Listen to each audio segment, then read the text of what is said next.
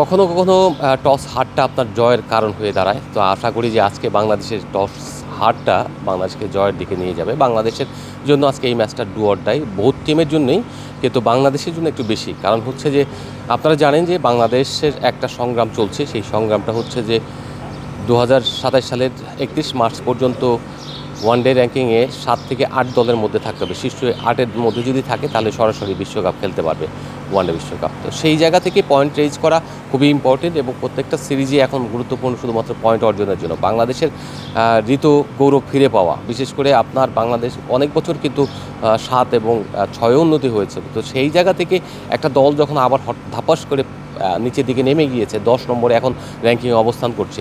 পবিত্র রমজানে এভাবেই আপন হয়ে উঠুক সবাই ইসপির আপন করা স্বাদে। ইসপি আপন করা স্বাদ। এটা তো বাংলাদেশের জন্য ডিসগ্রেস। তো এই ডিসগ্রেস জায়গা থেকে উত্তরণ করতে হলে বাংলাদেশকে ভালো ক্রিকেট খেলতে হবে। প্রথম ম্যাচে খুব ভালো ক্রিকেট খেলেছে, সেকেন্ড ম্যাচে একেবারে ছন্ন ছাড়া, যেটা বললেন। আজকে থার্ড ম্যাচ, এই ম্যাচে বাংলাদেশকে জিততে হবে, যে কোনো মূল্যে জিততে হবে। এই জেতার জন্য তাদের যে আর্জ, অল আউট ক্রিকেট খেলা, এই অল আউট ক্রিকেটটা যদি তারা খেলতে পারে তাহলে আমি দৃঢ়ভাবে বিশ্বাস করি বাংলাদেশ জিততে পারে। কারণ বাংলাদেশের বোলিং লাইন আপ শুধু ইম্প্যাক্ট ওয়াইজ কাজে লাগাতে হবে, এখন বোলিং চেঞ্জিংটা ভ্যারি ইম্পর্টেন্ট। মেহেদী হাসান মিরাজ কতটা পারছেন এই জায়গাটায় অধিনায়ক হিসেবে, তিনি সত্যিই কিন্তু তার কারিশমাটিক লিডারশিপ দেখাতে পারবেন, না ট্র্যাডিশনাল যে অধিনায়ক, সেই ট্র্যাডিশনাল অধিনায়কের মতো একটা নাম কাওয়াজতে তিনি যাবেন এবং বোলিং মুখস্থ বিদ্যার মতো সব কিছু করবেন, আমি জানি না। তবে মিরাজের ভিতর সেই কারিশমাটিক জায়গাটা আমার কাছে মনে হয়েছে নেই। তিনি যেটা বলবেন, কারিশমা কিন্তু অন্য জিনিস, একদম আউট অফ দ্য বক্স কাজ করতে হয়। কখনো এমন কোনো সিদ্ধান্ত নেবে যেটা আপনার সমস্ত কিছু চেঞ্জ করে দেবে। আমরা দেখেছি যে আপনার লিটন কুমার দাস টি-20-তে আফগানিস্তানের বিপক্ষে এরকম কিছু ক্যারিশমাটিক সিদ্ধান্ত নিয়েছিলেন, বোলিং পরিবর্তন থেকে শুরু করে অনেক কিছু। তো এই যে পরিবর্তনগুলো, আমি মনে করি সব কিছু মিলিয়ে যে বাংলাদেশ আজকে অল আউট ক্রিকেট খেলবে এবং ভালোভাবে জিতবে, এই জয়টা খুব ইম্পর্টেন্ট। বাংলাদেশের দুইটা কারণে হতে পারে, একটা হচ্ছে যে আপনার পলিসিগত দুর্বলতার কারণে, আর একটা হচ্ছে যে আপনার প্লেয়ার যাদেরকে নেওয়া হয়, একজন হয়তো স্থির থাকে, অন্যরা সেটেল হতে পারে না, তার সঙ্গে অ্যাডজাস্ট করতে পারে না, অথবা তার কৌশলের কাছে হেরে যায়। আমরা দেখেছি যে তামিম ইকবাল একটা সময়, লম্বা সময় খেলেছেন, কিন্তু অন্য ব্যাটাররা নিয়মিত আপনার ওপেনিং সেটেল হতে পারেনি। এটার ব্যর্থতা কার, সেটা একটা খুঁজে বের করার ব্যাপার রয়েছে। একই সঙ্গে আপনার যারা কোচিং স্টাফ থাকেন কিংবা সিলেকশন প্যানেলে যারা থাকেন, তারা ওই রকম প্লেয়ার যাদেরকে আপনি নিচ্ছেন, তাদেরকে পর্যাপ্ত সময় দেওয়া, তাদেরকে তৈরি করা, সেইটা আপনার অবশ্যই গাফিলতি ছিল পূর্বে। যে কারণে যে মাঝখানে যে ট্রানজ্যাকশন পিরিয়ড গেল, অভিজ্ঞ ক্রিকেটাররা চলে গেল, এই চলে যাওয়ার কারণে আপনার এই শূন্যতা পূরণ হয়নি। লিটন কুমার দাস যখন টপ অর্ডারে ভালো করতে পারছেন না, ব্যর্থ হলেন, তখন থেকে কিন্তু আর একটা বড় শূন্যতা দেখা দিল। আশা করা হয়েছিল তামিম ইকবাল চলে যাওয়ার পর লিটন কুমার দাস টপ অর্ডারে লিড নেবেন এবং সেই জায়গায় আরেকজন ব্যাটারকে সেটেল করা হবে, সেটা তানজিদ তামিমকেই ভাবা হয়েছিল এবং তাকে কিন্তু টানা বিশ্বকাপ থেকে শুরু করে সব কিছুতে খেলার সুযোগ দেওয়া হয়েছে।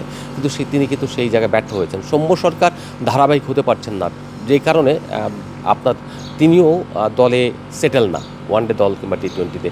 এই জায়গায় ম্যানেজমেন্টেরও ব্যর্থতা রয়েছে। হাতুরু সিংহে থাকলে তার উপর যে আস্থা রাখতো, তিনি যে মেধাবী ক্রিকেটার, সেই জায়গাটা যে কনফিডেন্স দেয়া, সেই কনফিডেন্স দিয়ে 2 ম্যাচ ফেল করতে পারে, কিন্তু পরের ম্যাচে গিয়ে তিনি ঠিক একটা ম্যাচ উইনিং ইনিংস খেলে দেবেন। তো এই যে আস্থার জায়গা তৈরি করা, সেই জায়গা তাকে দেওয়া হচ্ছে না, সম্মুখে দেওয়া হচ্ছে না। আমি মনে করি তার এক্সপিরিয়েন্সটা এখন কাজে লাগানো উচিত এবং তাকে অলথ্রো খেলতে দেওয়া উচিত। সাইফ হাসান হলো যে সেই রকম একজন প্লেয়ার, যে প্লেয়ার হচ্ছে যে আজ এক ম্যাচে ভালো খেলবেন, কিন্তু 10 ম্যাচে তাকে পাওয়া যাবে না। তিনি আসলে পোটেনশিয়াল জায়গা থেকে খুব একটা যোগ্য প্লেয়ার আমার কাছে কখনোই মনে হয়নি।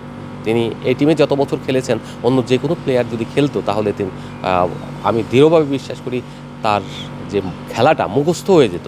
যে খেলার একটা ধাঁচ রয়েছে, একটা হলো ব্রেন আপনি ইউটিলাইজ করবেন ইনস্ট্যান্ট সিদ্ধান্ত নেওয়ার ক্ষেত্রে, আর একটা জিনিস হচ্ছে বেসিক স্কিলগুলি একদম হৃদয়ঙ্গম করে ফেলা, ব্রেনের প্রত্যেকটা সেলে আপনার গেঁথে যাওয়া। সেই জায়গা থেকে আমার কাছে মনে হয় না সেই জায়গায় এখন সাইফ হাসান পৌঁছাতে পেরেছেন। যে কারণ টি-20-তে তিনি যতটা ভালো খেলেন, ওয়ানডেতে সেই জায়গায় করতে পারেনি। গত 2 ম্যাচে তারা আউট এবং তার সেটেল ব্যাটিংয়ে যে স্ট্যান্সগুলি আমরা দেখেছি, সেগুলি কিন্তু ঠিক হয়নি।